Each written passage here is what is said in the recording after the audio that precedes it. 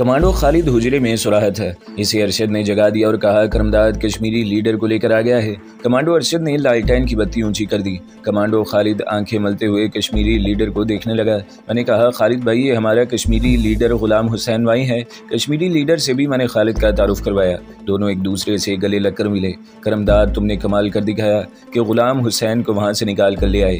हमने तुम्हारे सिग्नल की आवाज़ सुन ली थी, समझ गए थे कि तुम किसी मुश्किल में फंस गए हो, मगर हम तुम्हारी मदद करने की पोजीशन में नहीं थे। मजबूरन वहां से चल दिए। हाइड आउट में आकर हमने 2 दिन तक तुम्हारा इंतजार किया। जब तुम ना आए तो वापस भोपाल आ गए। मैंने कमांडो खालिद को अपनी सारी रोदात सुनाई तो वो बोला, इस दफ़ा खुदा ने तुम्हारी मदद की, तुम ऐन वक़्त पर सांप की शक्ल में तब्दील हो गए। मैंने कहा कुछ समझ में नहीं आता खालिद भाई, ये मेरे लिए मुसीबत भी है और इससे मुसीबत दूर भी हो जाती है, लेकिन हकीकत ये है कि अब मैं इस बार की काया पलट से सख्त तंग आ चुका हूँ। कमांडो खालिद बोला, जिस रोज़ अल्लाह ने चाहा तुम्हारी मुश्किल आसान हो जाएगी। मैंने अपनी बीवी जमीला के बारे में पूछा तो वो कहने लगा, जमीला भाभी तुम्हारे लिए बड़ी परेशान थी, लेकिन मैंने इसे नहीं बताया कि तुम फौजी कैंप में रह गए हो। मैंने यही कहा कि एक ज़रूरी काम से तुम्हें बम्बई जाना पड़ गया है। अब तुम भी इसे यही बताना कि तुम बम्बई से आए हो। मैंने कहा काश मैं आदमी की शक्ल में होता और करमदाद बनकर इससे मिलता। सांप बनकर मिलने से जमीला को भी दुख होता है। कश्मीरी लीडर गुलाम हुसैन मेरी तरफ बड़े गौर से देख रहा था। कहने लगा, मुझे अभी तक अपनी आंखों पर यकीन नहीं आ रहा कि मैं एक सांप को इंसान की आवाज़ में बातें करते देख रहा हूँ। कमांडो खालिद ने कहा, खुदा का शुक्र है कि आप दुश्मन की कैद से रिहा होकर हमारे पास आ गए हैं। जिस तरह मैं आपके सामने बैठा आपसे गुफ्तगू कर रहा हूँ, यकीन करें इसी तरह हमारा मुजाहिद साथी करमदाद भी आपके सामने बैठा है। मैंने कश्मीरी लीडर से पूछा, अब आपका क्या प्रोग्राम है? वो बोला, मैं जितनी जल्दी हो सके वापस जाना चाहता हूँ। कश्मीर के जिहाद में मेरे साथियों को मेरी ज़रूरत है। कमांडो खालिद कहने लगा, इंशाअल्लाह हम आपको कल रात को कश्मीर की तरफ रवाना कर देंगे। हमारे 2 कमांडो आपको हिफाजत के साथ ले जाएंगे। इस वक्त वहाँ खाना आ गया। कश्मीरी लीडर को हमने सैर होकर खाना खिलाया, चाय पिलाई। वो कहने लगा, एक मुद्दत के बाद मैंने खाना खाया है। इंडियन आर्मी ने मुझ पर हर किस्म का तशद्दुद किया। अगर करमदाद मेरी मदद को ना पहुंचता तो आज रात के पिछले पहर उन लोगों ने मुझे शूट कर देना था। कुछ देर बातें करने के बाद कश्मीरी लीडर को हमने वहीं एक तरफ सुला दिया। कमांडो खालिद भी सो गया। मैं कोने में बैठा जागता रहा और सुबह होने का इंतजार करता रहा। दूसरे दिन जमीला मुझसे मिलने के लिए आ गई। मुझे सांप के रूप में देखकर इसे मायूसी हुई, लेकिन मेरी आवाज़ सुनकर इसका चेहरा खिल गया। कहने लगी, तुम अकेले बम्बई क्यों चले गए थे? अगर रास्ते में कोई सपेरा तुम्हें पकड़ लेता तो मैं क्या करती? मैंने कहा, मैं अकेला नहीं था जमीला, अपना एक आदमी मेरे साथ था। जमीला दोपहर तक हमारे पास ही रही। फिर वो कमांडो खालिद की सिस्टर के यहाँ चली गई। वो मुझसे पूछती रही कि पाकिस्तान कब जाना है। मैंने इसे कहा कि इंशाल्लाह बहुत जल्द हम पाकिस्तान के लिए रवाना हो जाएंगे, लेकिन मैं जब तक बंगाल के मुक्ति बाहिनी वालों से मुसलमान खवातीन की बेहुरमती और इनके अगवा का बदला नहीं ले लेता, मैं पाकिस्तान का रुख नहीं कर सकता। ये बात मैंने जमीला को नहीं बताई थी। कमांडो खालिद को सब मालूम था। इसी रोज़ रात के अंधेरे में कमांडो खालिद ने अपने 2 बड़े तजुर्बेकार और तरबियत याफ्ता कमांडोज के साथ कश्मीरी लीडर गुलाम हुसैन को श्रीनगर की तरफ रवाना कर दिया। इस काम से फारिग होने के बाद इसने मुझसे पूछा, करमदाद भाई अब तुम्हारा क्या प्रोग्राम है? मैंने इसे बताया कि मैं मुक्ति बाहिनी से बदला लिए बगैर पाकिस्तान नहीं जा सकता। मेरा प्लान ये है कि यहाँ से कोलकाता जाऊँगा और जहाँ जहाँ मुक्ति बाहिनी वाले हैं इन्हें तलाश करके एक एक को मौत के घाट उतार दूंगा, और अगर मुझे अगवा की हुई किसी पाकिस्तानी खातून का सुराग मिला तो मैं इसे निकाल कर अपने साथ पाकिस्तान ले जाने की कोशिश करूंगा। कमांडो खालिद ने कहा, तुम मुक्ति बाहिनी वालों को कहाँ तलाश करोगे? कोलकाता बड़ा वसी शहर है। मैंने कहा, इसकी तुम फिक्र न करो, मुझे 3 मुक्ति बाहिनी बदमाशों के ठिकानों का इल्म है। सबसे पहले मैं इन्हें ख़त्म करने की कोशिश करूंगा। अगर दूसरे लोगों का सुराग ना भी मिला तो कम से कम इन बदमाशों से तो मैं ज़रूर बदला लूँगा, जिनको मैं देख चुका हूँ और जिनके ठिकाने का मुझे इल्म है। ऐसी बात है तो मैं तुम्हारे साथ चलूँगा। कमांडो खालिद की इस बहादुराना पेशकश पर मुझे बड़ी खुशी हुई। मैंने कहा, तुम मेरे साथ होगे तो मेरा काम आसान हो जाएगा, क्योंकि मैं वहाँ बहू बाजार वाले हाजी फरीद साहब के यहाँ नहीं ठहरना चाहता। कमांडो खालिद कहने लगा, हमें किसी वाकिफ़ के यहाँ ठहरना भी नहीं चाहिए। हम एक ख़तरनाक और खुफिया मिशन पर जा रहे हैं। वहाँ हमारा एक आदमी मौजूद है, हम इसी के पास ठहरेंगे। मैंने कहा, तो फिर इसे तुम आज ही इतला कर दो, हम कल यहाँ से चल पड़ेंगे। मुझे डर है कि अगर मैंने मज़ीद देर कर दी तो हो सकता है कि मुक्ति बाहिनी के बदमाश कोलकाता से किसी दूसरे शहर चले जाएं। कमांडो खालिद बोला, ठीक है, हम कल शाम को जाने वाली गाड़ी पकड़ेंगे। मैं जमीला को बताए बगैर इस मिशन पर जाना चाहता हूँ। कमांडो खालिद ने कहा, ओके, मैं इसे कह दूंगा कि हम पाकिस्तान जाने के सिलसिले में एक आदमी से मिलने अमृतसर जा रहे हैं। हमने कोलकाता जाने की तैयारी शुरू कर दी। कमांडो खालिद ने बंगालियों का पहनावा धोती कुर्ता पहन लिया। मौसम भोपाल में भी बदलने लगा था। सर्दी कम होना शुरू हो गई थी। बंगाल में बाकायदा गर्मियों का मौसम था। کمانڈو خالد نے جمیلہ کو شام کے وقت پیغام بھجوایا کہ مجھے اور کرمداد کو پاکستان جانے کی تیاریوں کے سلسلے میں ایک آدمی سے ملنے امرتسر جانا پڑ گیا ہے، 2-1 روز میں واپس آ جائیں گے۔ ظاہر ہے جمیلہ سوائے صبر کے اور کچھ نہیں کر سکتی تھی۔ مجھے معلوم تھا کہ اگر یہ بات میں خود اسے کہوں گا تو وہ مجھے کبھی جانے نہیں دے گی۔ شام کے 6:30 بجے میں اور کمانڈو خالد اپنی خفیہ کمینگاہ سے نکل پڑے۔ بنگالی لباس میں وہ بالکل ہندو بنگالی لگ رہا تھا۔ ایک آٹومیٹک پستول اس نے اپنی دھوتی کے اندر چھپا کر رکھ لیا تھا۔ میں اس کی بنیان کے اندر چھپنا چاہتا تھا، لیکن کمانڈو خالد نے کہا بنیان کے اندر تم پر کسی نہ کسی کی نظر پڑ سکتی ہے، میں تمہیں کرتے کی جیب میں چھپا لوں گا، اس طرح تمہیں ہوا بھی لگتی رہے گی اور تم جیب میں سے سر نکال کر باہر کا منظر بھی دیکھ سکو گے۔ اس نے مجھے اپنے کرتے کی بغل والی جیب میں چھپا لیا۔ میں چھوٹا سانپ تھا، اس کی جیب میں آسانی سے آ گیا۔ 2 کمانڈو مجاہد خالد کی حفاظت کے لیے اس کے ساتھ اسٹیشن تک گئے۔ انہوں نے چادریں اوڑھ رکھی تھی اور چادروں کے اندر آٹومیٹک پستول چھپائے ہوئے تھے۔ ہمیں ریلوے اسٹیشن پر پہنچا کر وہ واپس چلے گئے۔ بھوپال اسٹیشن پر کافی رونق تھی۔ کولکتہ جانے والی سواریاں پلیٹ فارم پر اپنے اپنے سامان کے ساتھ بیٹھی تھی۔ کمانڈو خالد بھی ایک محفوظ جگہ دیکھ کر بیٹھ گیا۔ کولکتہ جانے والی ٹرین لیٹ تھی، وہ 1.5 گھنٹے بعد آئی۔ کافی رش تھا، ہم ایک ڈبے میں سوار ہو گئے۔ ٹرین کولکتہ کی طرف چل پڑی۔ یہ بھی کافی لمبا سفر تھا، ساری رات گزر گئی۔ دوسرے دن شام کے وقت ٹرین کولکتہ کے ہاوڑہ جنکشن پر پہنچ گئی۔ راستے میں کوئی ناخوشگوار واقعہ پیش نہیں آیا تھا۔ کمانڈو خالد نے اسٹیشن سے باہر آ کر ایک موٹر رکشہ لیا اور اسے کسی جگہ چلنے کو کہا۔ میں اس کی جیب میں ہی تھا، کبھی کبھی سر باہر نکال کر باہر کا منظر دیکھ لیتا تھا۔ موٹر رکشہ کولکتہ کے بارونق بازاروں میں سے گزر رہا تھا۔ اس شہر سے میری تھوڑی بہت واقفیت ہو چکی تھی، مگر یہ اتنا بڑا شہر تھا کہ میں نے ابھی تک کسی سڑک کو نہیں پہچانا تھا۔ میں نے کمانڈو خالد کی جیب میں سے سر تھوڑا سا باہر نکالا ہوا تھا۔ میں نے دیکھا کہ رکشہ شہر کی آبادی سے باہر آ گیا ہے۔ عمارتوں کی روشنیاں دور ہو گئی ہیں۔ مجھے ہوا میں دریا کی خوشبو آئی، شاید رکشہ دریا کے قریب سے گزر رہا تھا۔ پھر خالد نے ایک جگہ پہنچ کر رکشہ رکوا لیا اور ڈرائیور کو کرایہ دینے کے بعد ایک طرف چل پڑا۔ میں نے پوچھا یہ کولکتہ کا کون سا علاقہ ہے کمانڈر؟ اس نے مجھے جیب سے نکال کر اپنی کلائی کے گرد لپیٹ لیا، کہنے لگا یہ دریائے ہگلی کا جنوبی علاقہ ہے۔ اس نے مجھے اس علاقے کا نام بھی بتایا جو میں آپ کو نہیں بتاؤں گا، کیونکہ وہاں خالد کی خفیہ اسلامی تنظیم کا آدمی رہتا تھا۔ آگے ایک چھوٹی سی مضافاتی بستی آ گئی۔ اس وقت تک رات ہو گئی تھی، مگر یہ علاقہ کسی جنگل کا علاقہ نہیں تھا، کولکتہ جیسے بڑے شہر کا مضافاتی علاقہ تھا۔ ہم ایک پکی سڑک کے ساتھ ساتھ جا رہے تھے۔ یہ کوئی کالونی تھی، کالونی کی روشنیاں قریب ہو رہی تھی۔ کمانڈو خالد ایک جگہ سڑک سے اتر کر ناریل کے درختوں کے درمیان سے گزرنے والی پگڈنڈی پر ہو گیا۔ وہاں زیادہ اندھیرا نہیں تھا، کچھ فاصلے پر بجلی کے کھمبوں پر بجلی کے بلب روشن تھے اور ان کی روشنیاں وہاں تک آ رہی تھیں۔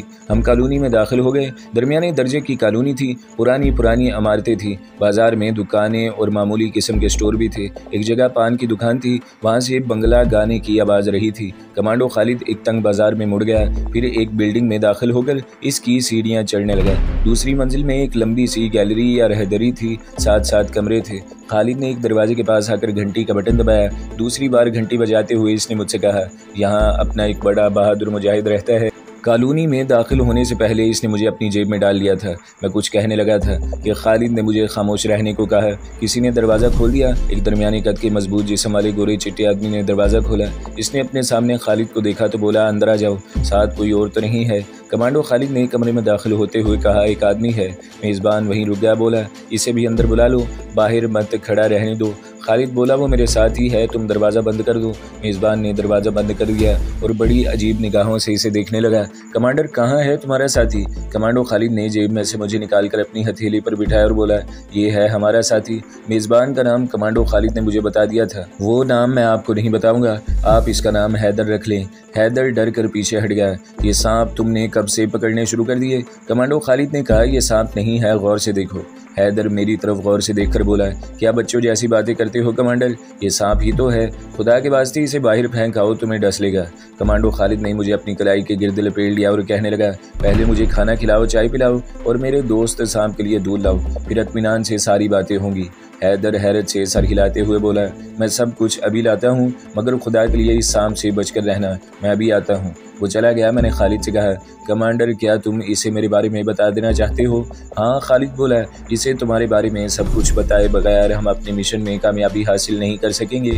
حیدر ہمارا بڑا اہم ترین ساتھی مجاہد ہے، یہ کولکتہ میں ہماری خفیہ اسلامی تنظیم کا سرگرم مجاہد ہے، بھوپال کا پٹھان ہے، 10 बरस से कोलकाता में रह रहा है। कुछ देर बाद हैदर हमारे लिए खाने का सामान लेकर आ गया। एक प्याली में मेरे लिए दूध भी ले आया था। कहने लगा, यार खालिद, पहले अपनी इस लाडले सांप को दूध पिलाकर बाहर किसी जगह छोड़ाओ, फिर बैठकर इत्मीनान से खाना खाएंगे। मैंने भी अभी खाना नहीं खाया था। कमांडो खालिद ने मुझे कलाई से उतारकर पलंग पर बिठा दिया और दूध की प्याली मेरे आगे रखकर कहा, करमदाद, लो भाई थोड़ा सा दूध पी लो। हैदर बोला, अच्छा तो तुमने इसका नाम भी रख दिया है? खालिद ने कहा, मैंने नहीं रखा भाई, इसका नाम ही करमदाद है। ये पाक आर्मी का साबिक कमांडो है और हमारी तंजीम का बड़ा जियाला रजाकार है। मैंने देखा कि हैदर ऐसी नज़रों से खालिद की तरफ देख रहा था जैसे इसे खालिद की ज़हनी सेहत पर शुबा हो रहा है। कहने लगा, खालिद तुम अपने होशो हवास में तो हो कि तुम किस किस्म की बातें कर रहे हो?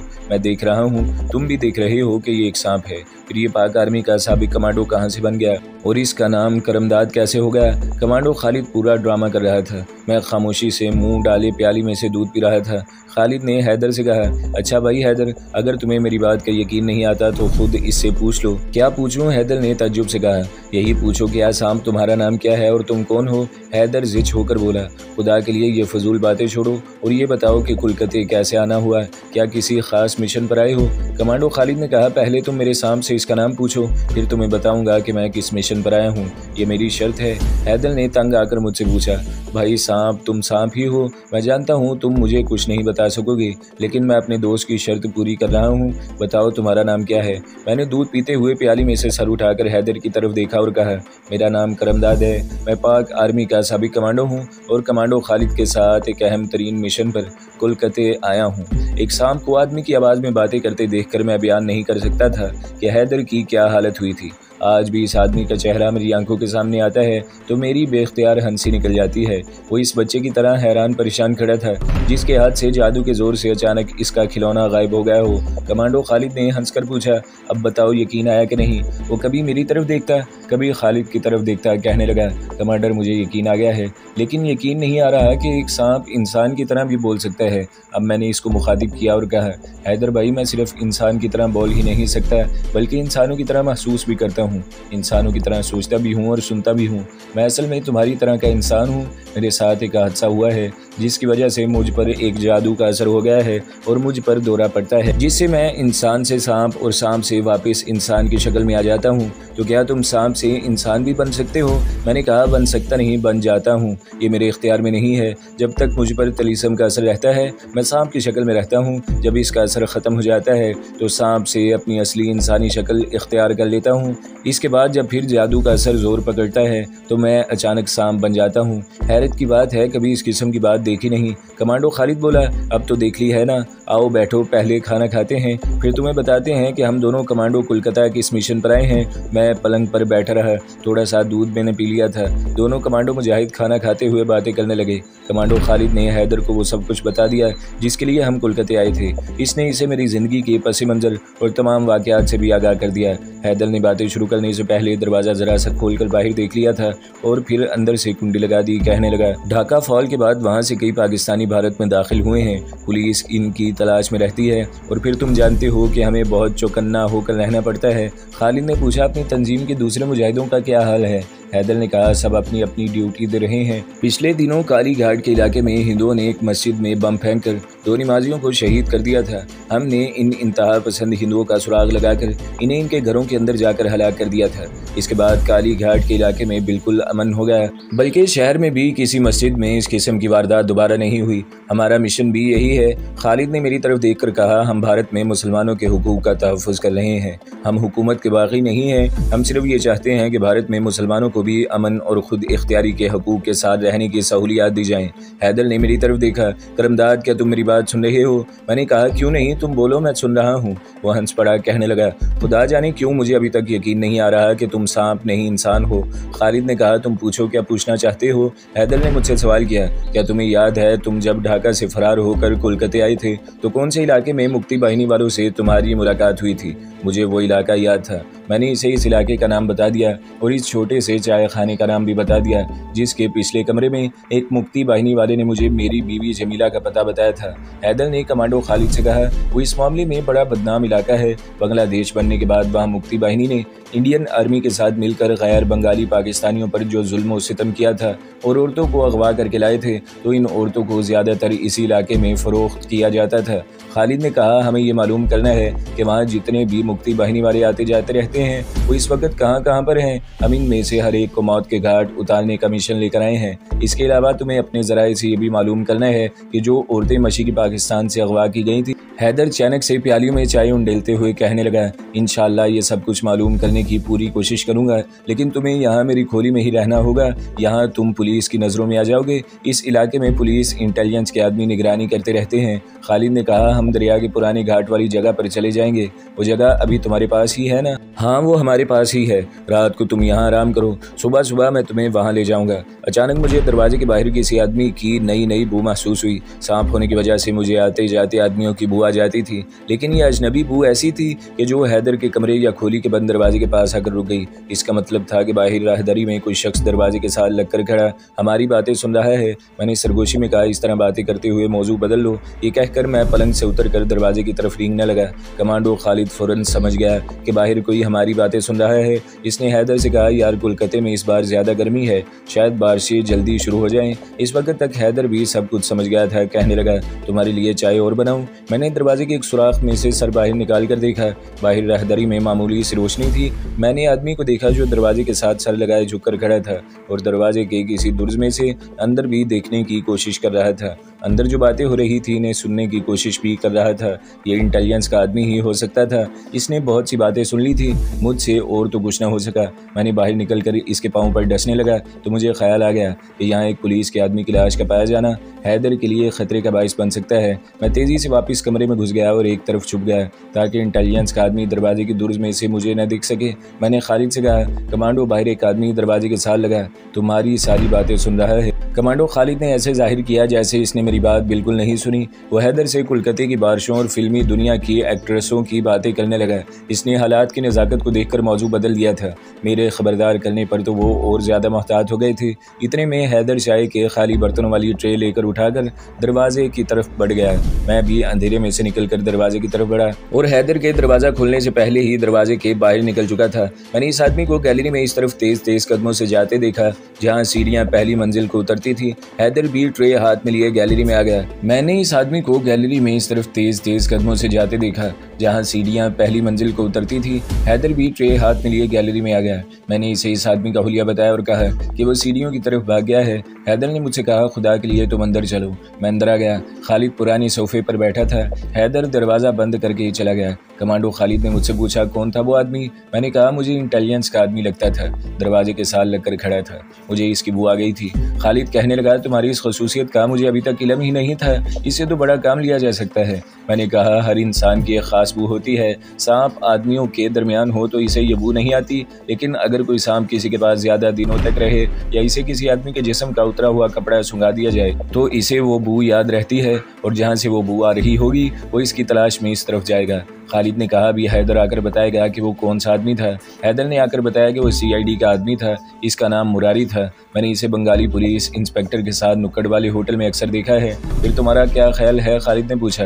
हैदर कहने लगा, परेशान होने की ज़रूरत नहीं, ऐसा तो यहाँ होता ही रहता है। यहाँ कोई अजनबी बिल्डिंग के किसी कमरे में आ जाए तो CID इसका ज़रूर पीछा करती है। मेरा ख्याल है इसने हमारी बातें नहीं सुनी होंगी। मैंने कहा, इसके बारे में यकीन से कुछ नहीं कहा जा सकता।